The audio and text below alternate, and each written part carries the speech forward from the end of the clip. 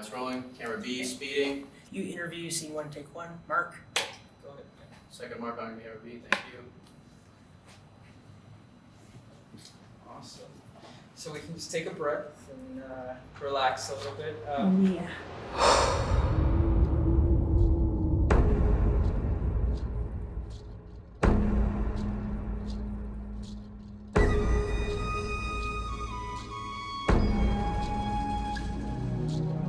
Grand Junction was 60 miles from here. So when I first started going to Grand Junction, my throat would tighten up. I could barely breathe. I was nauseous. My stomach hurt. I was pained all over. It just was not a good feeling. I now know why I was feeling the way I was did, because I was feeling the pains, the cries, the emptiness of young children that were being taken away from their family.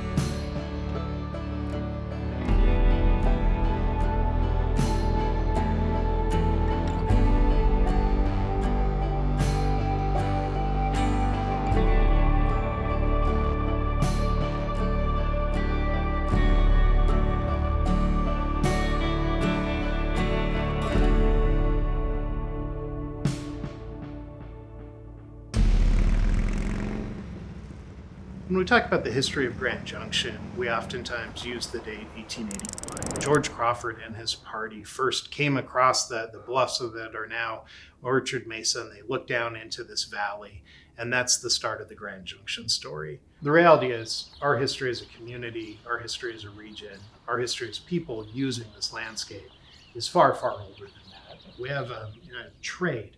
We have people using the landscape, people adapting to the landscape, which is a key hallmark of what makes the West the West.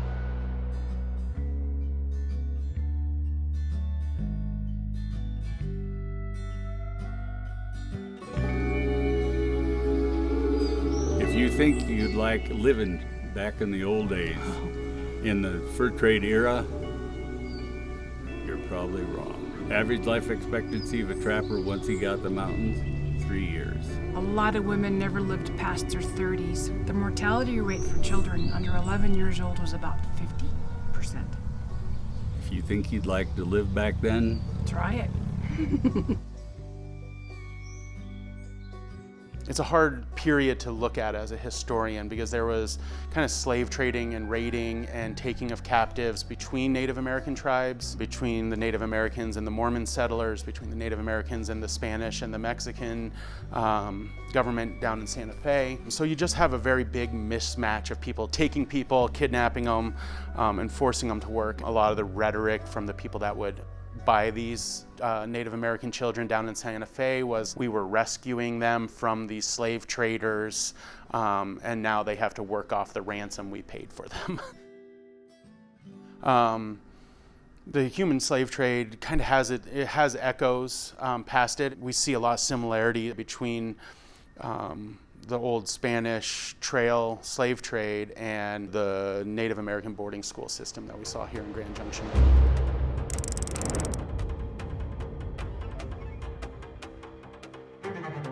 Both my parents, my mother and my daddy, went to boarding school. It was a Sunday and they were going to breakfast in the morning time. Her and another individual didn't have their sweater on, so the nuns pulled them out of line and they took them up into the attic part of the building, and they stayed there from that early morning till after midnight.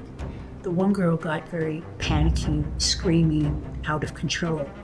And when they did come and get them, and that was the last time she said she ever did see that individual. Professor Lemon, he was probably he was the longest serving superintendent of the Grand Junction Teller Indian School. Basically, he gave a speech about, you know, how they educate Native youth, and he starts it off with, you know, the first thing you have to do is catch a Native American youth, and then you have to make good your escape before the adult Indian catches you. Lemon, I believe, was he was quoted in the Grand Junction News, and he literally talks about taking a gun and basically taking kids at gunpoint. In his mind, did he think it was right or wrong? But it was about the power and the authority. You know, who are you to think you had this power and authority just because you could have it?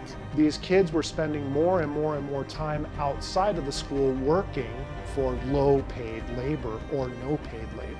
Meanwhile, the ranch owners, the orchard keepers, they were the ones making money on the backs of the students. It was an integral part of Grand Junction's economy when it first started. The Denver Times in Expose in 1899, they talked specifically about the reporter found the hothouses, the jail cells that were on the school grounds by following the stench, and these were punishment cells for Native American children. And the reporter said that if this was a pig pen, the owner of the pig should be arrested for animal abuse. Now imagine what it would have been like to be a child of 7, 8, 9, 10, being put on a train, taken far away from your homes, put into one of these schools, and then immediately, the minute you stepped off the train, you hear nothing but English, right? Your home tongue is not being spoken anywhere near you, and you're not allowed to Speak your language.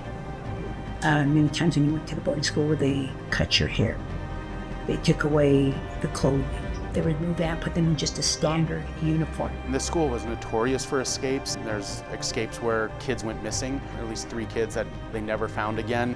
One student, somebody found his remains. His horse was tied to a tree. The horse's remains were there. He had some letters with him that helped identify what tribe he came from and who he was. So people died escaping this place. These superintendents were in competition with one another to make sure they maintained their registration levels. So literally, if one of these superintendents got too close to the territory of another superintendent, that superintendent that would be encroaching would be written up at the main office in Washington, D.C., right? So there was a lot of pressure put on these superintendents to get students.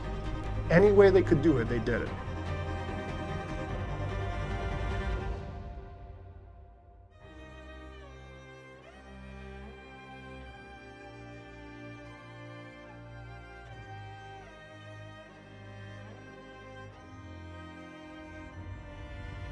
I don't think it's a stretch to call it a cultural genocide, especially using like the UN's definitions of genocide. And you're trying to destroy language and destroy culture and destroy what makes a people unique from another group of people.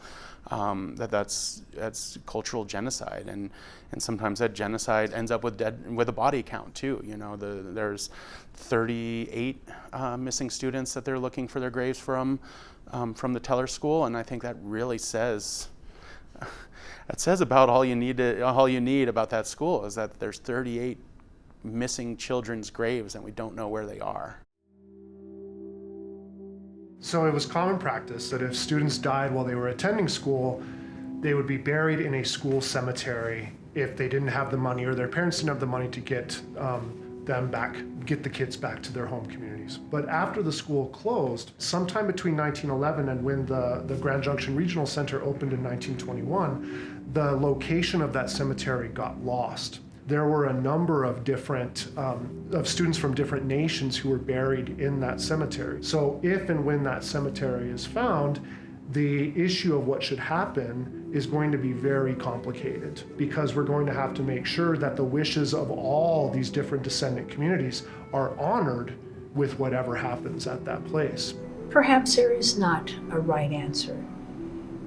Being given the growth of communities, maybe a mall's going over it, maybe there's housing going over it.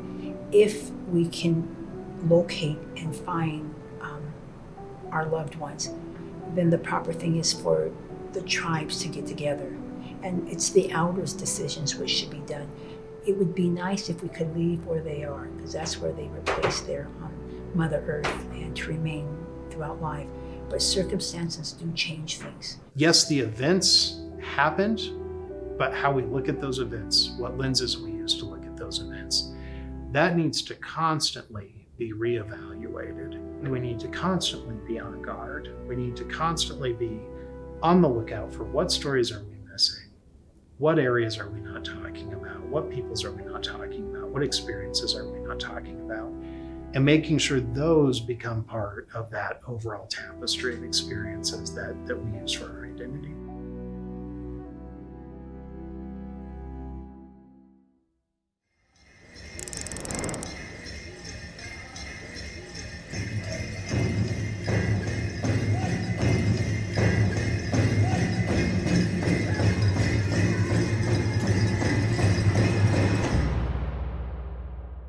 The whole situation with the cemetery at the Grand Junction School is really, it's a terrible story. It's a true injustice, what happened to these children and their memories. This is a critical part too. The federal government gave Colorado the property under the stipulation that they would never get rid of it and always use it for public purposes, and whatever public purpose was chosen, that Native peoples would get free services. And so Colorado said, absolutely, we're going to do that. And they immediately reneged on their promises.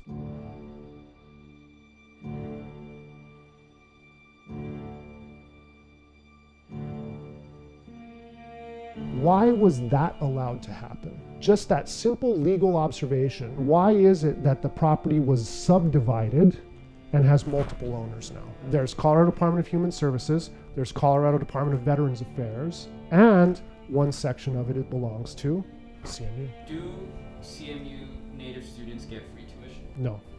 Do you think they should? Yes. Speak a little, elaborate.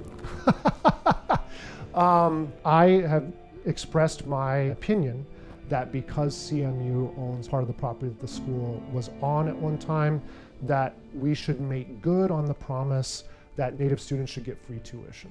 After all, it's exactly what's happened at Fort Lewis, right? Fort Lewis was an old boarding school, and Native students have gotten free tuition at Fort Lewis since that time. Fort Lewis, as you know, gets an appropriation from the state of Colorado to underwrite 100% of the cost of any Native American going to school there. They charge those Native American students out-of-state tuition. Well, they don't charge them because the state pays for it. And so that is a very financially beneficial model. And then you think about the history of Indian schools, to bring them to a campus, to retain them. In my view, it's morally bankrupt because you're just churning students. Our relationship with them vis-a-vis being in the heart of sort of their home, we should be doing something for them. It would have to be a very thoughtful and very intense effort.